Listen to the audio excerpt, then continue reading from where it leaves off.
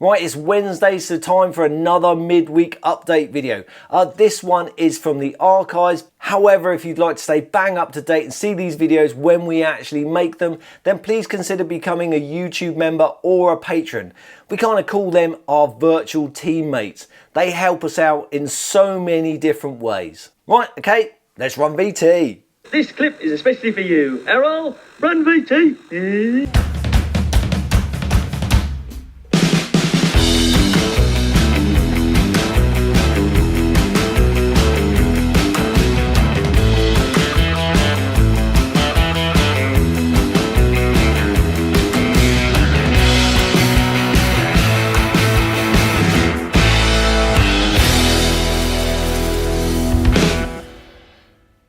Welcome to another midweek update video. These videos are for teammates, patrons, sponsors and YouTube members. Your support, as always, is hugely appreciated. Thank you very much. When am I recording this? You might as well say 9 o'clock on a Tuesday evening. Oh my goodness. Here, tell us, Spastic, what actually was your crime? Whistling on a Tuesday, Jester. You bastard! For those that don't know, it takes me about 3 hours to edit these midweek update videos. So if it's 9 o'clock now, yeah, it's gonna be midnight by the time I've finished. So if you don't get this video on Wednesday morning, you know why. It means that I've fallen asleep in front of my keyboard. Right, let's crack on with the Rally Mini.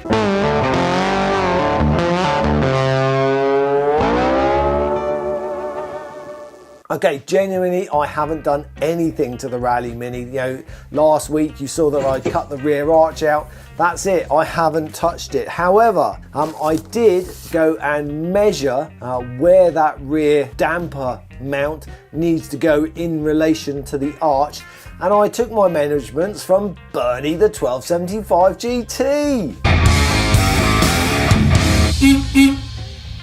Yep, so now I've got my bits of paper. It is literally just a case of, you know, triangulating, sticking it in the right place, weld it up. However, what I have been doing is making a shopping list for, you know, the new fuel system in the back. So for those that don't know, I'm going back to, you know, proper classic mini twin tanks. I also want to change the whole plumbing system in the boot as well. My plan is to use the facet type red top petrol pumps.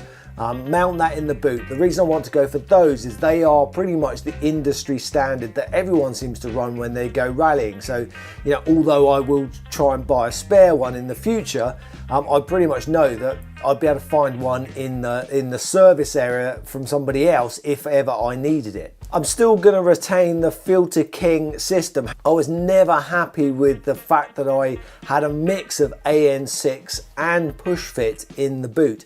The Filter King that I ran before was push fit, and of course then I had to just adapt it to go onto AN6. So I'd very much like to buy a proper AN6 Filter King. Of course I'll be running two tanks, so I need sort of like a TP system, and I've kind of worked all the little bits that I want for that. And also, which we'll talk about in a minute, in Monty the Mark 1, I realised that it's really good to have a quick release fitting, you know, a dry fit fitting on the fuel tank, because, you know, if you ever want to take that fuel tank out to do whatever, you know, the outlets are the bottom, so as soon as you break a hose, boah, the fuel's everywhere.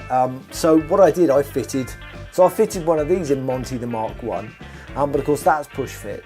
But I've noticed that the people that I buy all my AN6 stuff from on eBay now make proper AN6 dry fit fuel lines. So I very much like one of those on each tank, so, you know, we can undo it. Believe it or not, just those components there, all, you know, it adds up to quite a bit. So I'm slowly selling the stuff that I actually don't need out of the boot. For example, the fuel tank has sold, so you know who you are that's bought it. Thank you very much, I appreciate that. That's a good chunk towards it, but of course I can't afford the rest of that stuff yet, so I'm gonna have to sell some more. But hopefully this week I will get that arch in. Right, Monty the Mark 1. So this weekend is the first round of the Isle of Wight Car Club forward only auto test, and obviously Dad and myself would either be using the Ignis or Dad's Binny Cooper S. Obviously the Cooper S isn't going to happen because it's still in bits. But unfortunately Dad can't compete this weekend. He's had a bit of an operation on his eye, so he doesn't want to risk it for a biscuit, which is fair enough. So I thought this would be a great opportunity to use, you know, Monty the Mark 1. So I went to Mum and Dad's to, you know, fire it up ready for the weekend, but it just wouldn't start. It turned out to be a fuel starvation issue. It took Dad and myself probably about 45 minutes to figure out what it was, and it was this quick release dry coupling. Yeah, the whole idea is that you can just disconnect it like that, stick it back together again, and you're good to go. But nothing. So I have no idea what's wrong with it. But this is just a cheap plastic. I think these were like a tenner on eBay, and I think they're designed for motorbikes, you know, for taking the fuel tank on and off the top. It has made me think twice about buying those AN6 ones for the Rally Mini, but the convenience of having them are really, really good. However, once we diagnosed what it was very simple. You just bypass it, stick it together, and you're off. So anyway, I took it for a spin. Should we run VT? This clip is especially for you. Errol, run VT. No leaks in the boot.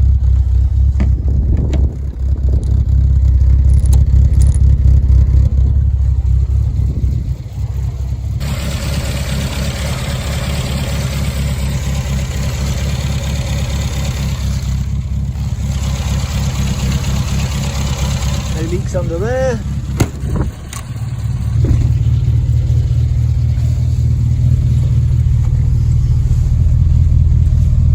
Oil pressure's alright.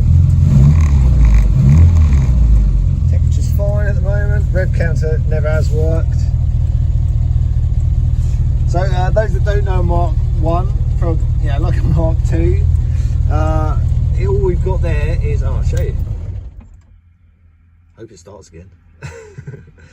Very limited instrumentation normally on a Mark 1.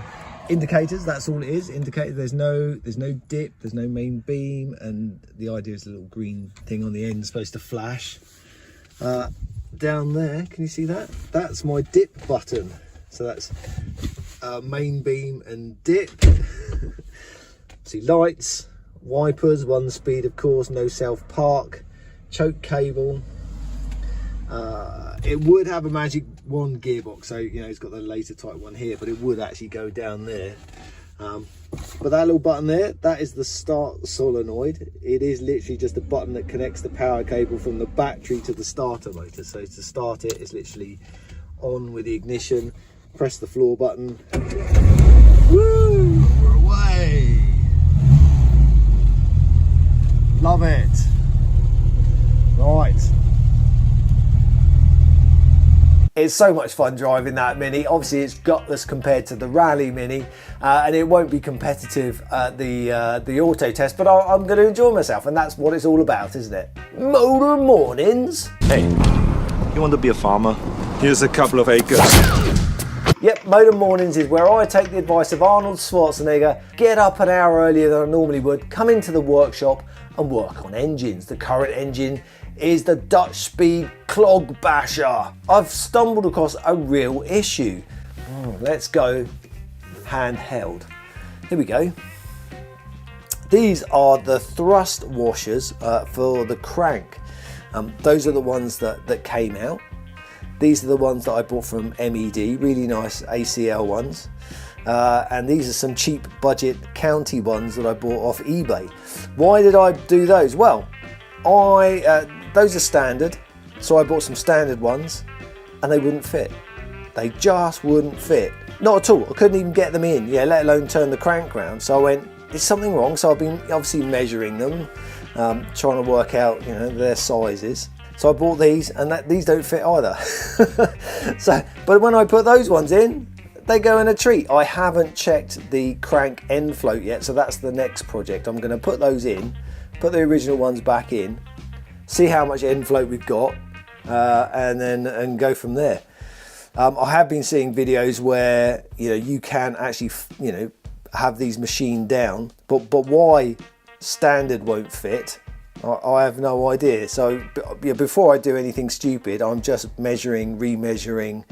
I'm actually enjoying the process, even though it is a little bit frustrating, but it is what it is. If anyone has any ideas why I can't fit the standard, you know, new standard ones, please let me know. Am I doing something obviously wrong? Alfie update. Oh, it's so nice to see you again, dude. I'm not sure you want to come in, mate. It's probably the messiest it's been for ages. Well, whatever. Where's my bed? I'm not entirely sure where your bed is at the moment, mate. Here's my arse. Cheers, mate. I've actually seen quite a lot of Alfie this week. He's been out and about enjoying the spring weather, so that's really good. I'm chuffed to bits. You know, he's me mate. Right, I am going to call this quits. Got to get indoors and start editing. Now, I'm hoping to do another car review video actually while we're at the Isle of Wight Car Club auto test on Sunday. So let's hope the weather's nice. Right, thank you very much. Ta-ta for now. Here's my arse. Cheers, mate.